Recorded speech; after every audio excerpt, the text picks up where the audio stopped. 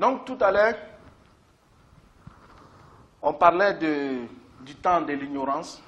Nous avons parlé de la situation politique et nous avons parlé de la situation sociale. On a dit qu'en Arabie, il y a le tribalisme qui régnait. Et on a dit que c'est un aspect important à prendre en considération dans l'histoire de l'islam, puisque cette même tribalisme, cette même moralité va continuer au sein de l'islam et après même la mort du prophète Muhammad sallallahu alayhi wa alihi. Donc vous avez un aspect avec vous actuellement qu'il faut garder pour pouvoir faire l'analyse d'autres aspects après, Inch'Allah. Et nous avons parlé un peu de la religion. Concernant la religion, il y a Muhammad, on a parlé de l'idolâtrie. Et on a parlé de deux versions de la propagation de l'idolâtrie en Arabie. Et spécialement à la Mecque. Lorsque ce chef de la Mecque a effectué un voyage à Cham. Ou bien l'autre verset qui disait lorsque la ville de la Mecque s'élargissait, alors les enfants de la Mecque étaient obligés d'aller un peu loin de la Mecque, de se déplacer. Et en se déplaçant, ceux-là se déplaçaient avec eux des pierres du sanctuaire. Alors, éventuellement, en ayant ces pierres-là, ils ont commencé par le respect de la pierre et fini par l'adorer. Et c'est ainsi que l'idolâtrie s'est propagée à la Mecque. D'autres religions qui existaient à cette époque, une autre religion qui existait dans le temps de l'ignorance était l'adoration des astres. L'adoration, vous pouvez dire les étoiles. Est-ce que vous voyez? Puisque ceux-là, à cette époque, il y avait une connaissance de l'astrologie. Il y avait une connaissance de l'astrologie, surtout en Iran. Surtout en Iran et les pays frontaliers de la Mecque, tels que le Yémen. Est-ce que vous voyez? C'est là ils avaient une connaissance de l'astrologie. Et c'est ainsi que vous allez trouver, à cette époque-là, il y avait aussi l'adoration des astres, que vous pouvez dire les étoiles. Nous, on le dit en arabe, Ibadatul Kawakib. Est-ce que vous voyez? Ibadatul Kawakib. Le Kawkab, ce sont les étoiles, mais les grandes étoiles, pas les petites étoiles. Est-ce que vous voyez? Donc, comme je l'ai dit, il faut un astrologue pour bien nous donner des détails sur l'astrologie. Mais à cette époque-là, il existait l'adoration, surtout à Yémen. À Yémen et en Iran ici. Et aussi l'adoration du feu. Est-ce que vous voyez? L'adoration du feu. J'espère que vous avez bien entendu. Hein? Ce qu'on appelle Al-Majousiya. Est-ce que vous voyez? Les zoroastrianismes. Lorsque vous allez approfondir vos recherches sur le zoroastrianisme, vous allez trouver que le zoroastrianisme, en effet, c'est une religion divine, qu'Allah subhanahu wa ta'ala a envoyé par un prophète. Mais au fur et à mesure que le temps a passé, alors ces gens-là se sont égarés et l'adoration a pris d'autres formes. C'est venu sous la forme de l'adoration du feu. Est-ce que vous voyez? Sinon, le zoroastrianisme, en tant que religion divine, a été cité dans le Saint-Coran en tant que cela, c'est-à-dire que les adeptes et les partisans de cette religion ont été cités comme des croyants. Est-ce que vous voyez?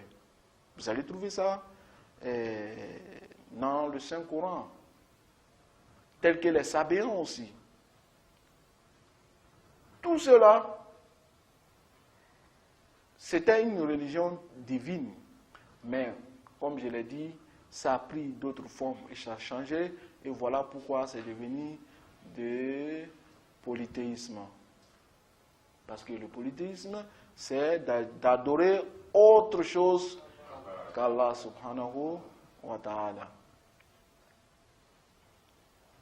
Donc vous avez des adorateurs des astres, ou bien les étoiles, ou bien aussi le feu, comme je l'ai dit, que ce soit au Yémen, ou bien en Iran, ou d'autres parties qui étaient à côté de la Mecque. Est-ce que vous voyez? D'autres religions aussi, une autre religion aussi, qui existait à cette époque-là, c'était le judaïsme. Et spécialement, les Juifs, comme je l'ai dit l'autre jour, se trouvaient à Yathrib. Vous connaissez très bien Yathrib aujourd'hui. C'est ce qu'on appelle Médine.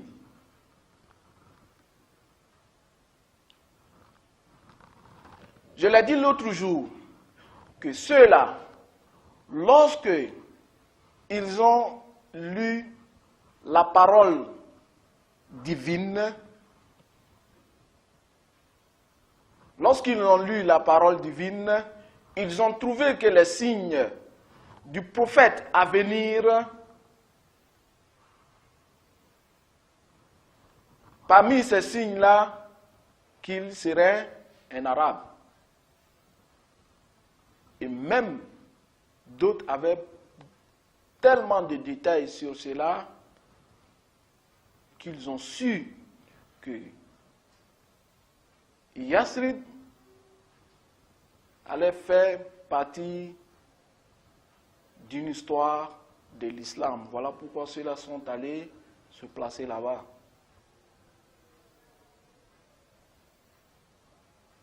Donc, le judaïsme et en plus le christianisme.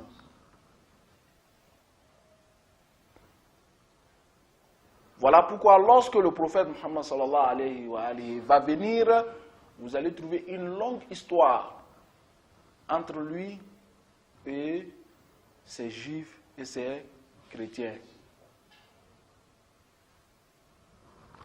Donc le judaïsme et le christianisme étaient deux religions aussi qui existaient dans le temps de l'ignorance et en Arabie pas en dehors de l'Arabie, en Arabie. Lorsque vous allez partir lire les livres saints qui ont précédé le Saint-Coran, même jusqu'à aujourd'hui, vous allez trouver toujours ces livres-là vont parler, par exemple, du consolateur. Du consolateur. Est-ce que vous voyez? Et tel que le frère vient de dire que un prophète qui va venir, qui sera comme Moïse. Est-ce que vous voyez? Je ne sais pas si vous avez lu le livre du grand chercheur Ahmad Didat, qui a donné les points communs. Je pense qu'il a donné 8 points communs ou 10 points communs, comme ça, qui donnent voilà, les ressemblances entre Moïse alayhi salam, et notre prophète Muhammad sallallahu alayhi wa alayhi.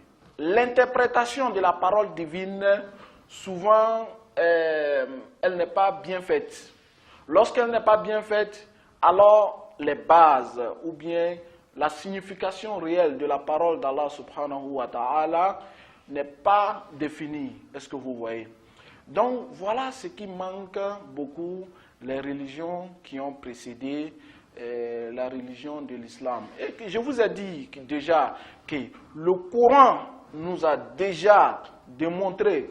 Regardez, souvent nous croyons, quelqu'un qui croit au Saint-Coran va prendre en considération toutes les paroles du Coran. Vous êtes d'accord avec moi? Si vous avez déjà prouvé l'authenticité de la divinité du Saint-Coran, alors tout ce que le Coran va dire, vous allez le prendre en considération sans même plus faire d'efforts, puisque vous avez déjà prouvé l'authenticité de la divinité du Saint-Coran. Mais lorsque vous n'avez pas prouvé l'authenticité du Saint-Coran, alors vous pouvez peut-être croire à d'autres paroles du Saint-Coran et ne pas croire à d'autres. Est-ce que vous voyez? Mais nous, en tant que nous croyons déjà à l'authenticité du Saint-Coran, en tant que la parole divine d'Allah subhanahu wa ta'ala, lorsque ce Coran va nous dire, nous informer, puisque c'est une information divine, nous ne savons pas mieux qu'Allah subhanahu wa ta'ala. Donc, lorsque Allah nous informe, alors cela est la pire vérité. Est-ce que vous voyez? Donc, Allah nous a informé que ces livres ont été falsifiés. Si ces livres ont été falsifiés, déjà, l'heure ou bien l'heure ne vient plus de ceux qui existent aujourd'hui, qui sont en train de définir le Saint-Esprit, le Consolateur, ou bien Moïse qui aura ce prophète qui aura des points communs, qui sera comme Moïse. La faute n'est pas à eux.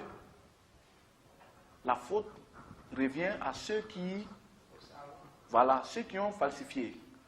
Est-ce que vous voyez? Maintenant, aux savants de faire quoi? De démontrer l'authenticité. Alors, lorsque les savants échouent de démontrer l'authenticité, alors déjà, nous ne pouvons plus considérer ces livres-là comme authentiques. Nous allons toujours nous référer à notre Saint-Coran. Est-ce que vous voyez?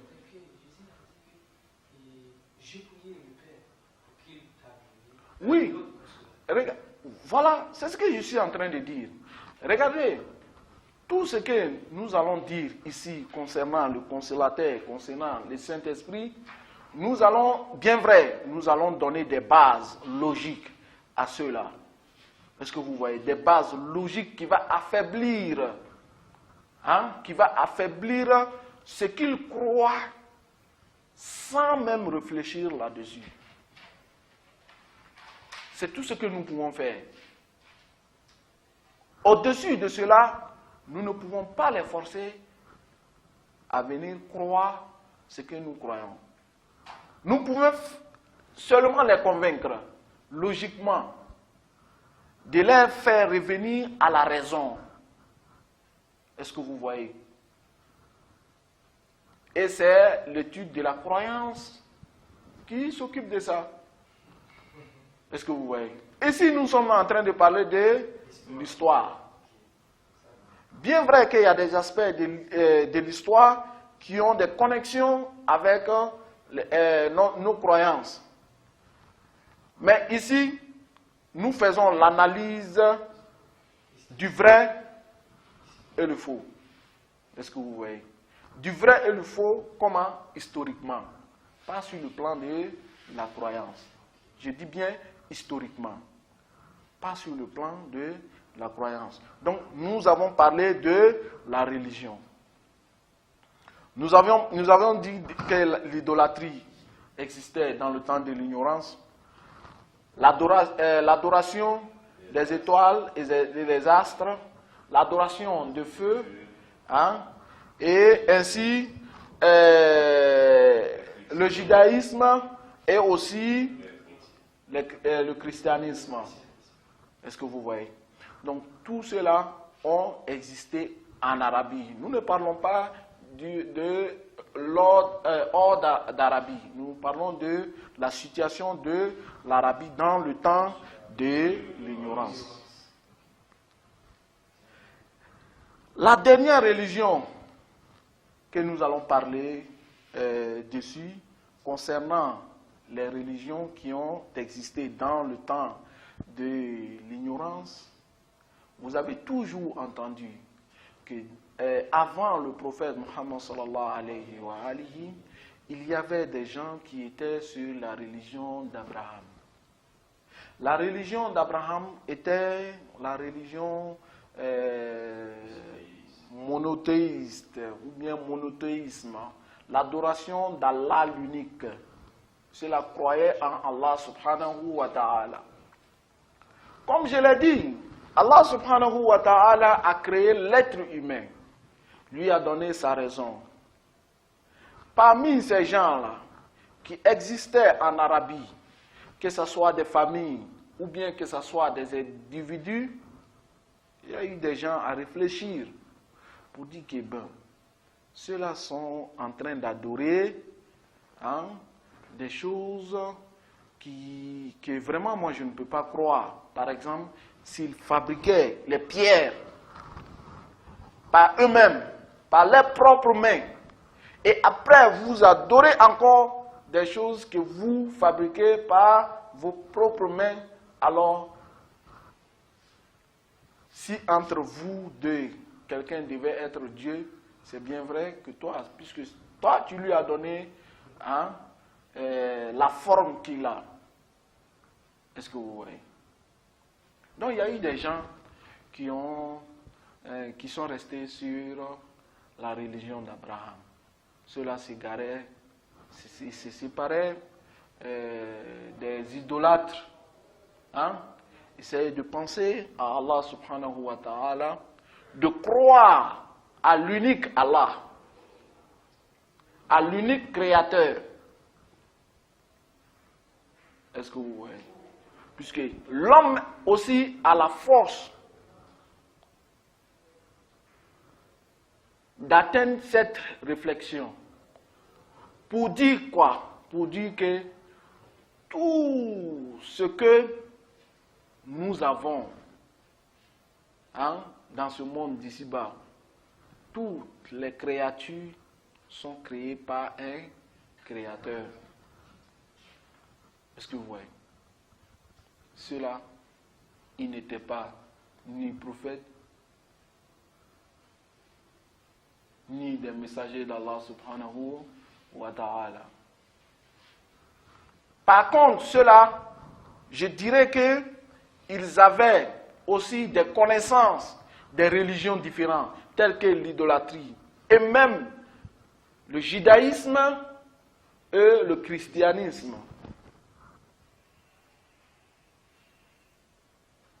Une personne comme le cousin de la dame Khadija, notre mère Khadija, la femme du prophète Muhammad sallallahu alayhi wa alihi, qui avait un cousin.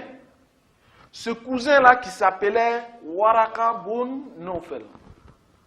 Vous avez bien entendu parler de cette personnalité. Il avait la connaissance des anciennes écritures. Quand je dis les anciennes écritures, c'est-à-dire que quoi? Les livres qui ont précédé, voilà, la Torah, les évangiles, ce que vous voyez. Il avait la connaissance de ces religions-là. Donc, compte tenu qu'il avait la connaissance de ces religions, alors